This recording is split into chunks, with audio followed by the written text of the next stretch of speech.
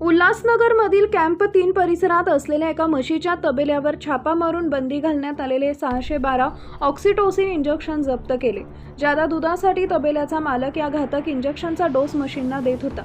या प्रकरणी मध्यवर्ती पोलीस ठाण्यात गुन्हा दाखल करण्यात आला आहे.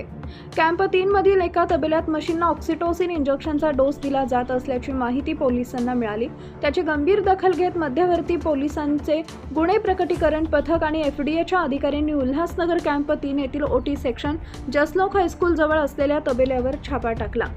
या कारवाईमध्ये तबेला चालक प्रकाश वाधवानी वय वर्ष 64 यांच्या ताब्यातून ऑक्सिटोसिन इंजेक्शनच्या 612 प्लास्टिकच्या बाटल्या जप्त करण्यात आल्या.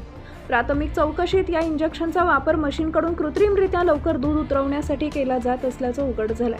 ही कारवाई मध्यवर्ती पोलीस ठाण्याचे वरिष्ठ पोलीस निरीक्षक अशोक कोळी यांच्या मार्गदर्शनाखाली उपनिरीक्षक बाळासाहेब कोबरणे, पोलीस हवालदार सुभाष सूर्यवंशी, जितेंद्र चौधरी, पोलीस शिपाई किशोर काळे, एफडीएचे औषध निरीक्षक मनीष घोतमारे आणि जोसेफ चिरमेल यांनी केली आहे. बंदी घालण्यात आलेल्या औषधांचा बेकायदेशीर वापर करणाऱ्यांविरोधात तसेच जनावरांवर क्रूरता करणाऱ्यांविरोधात यापुढेही अशाच प्रकारच्या कठोर कारवाया सातत्यानं सुरू राहणार आहेत, असा इशारा एफडीएच्या अधिकाऱ्यांनी यावेळी दिलाय.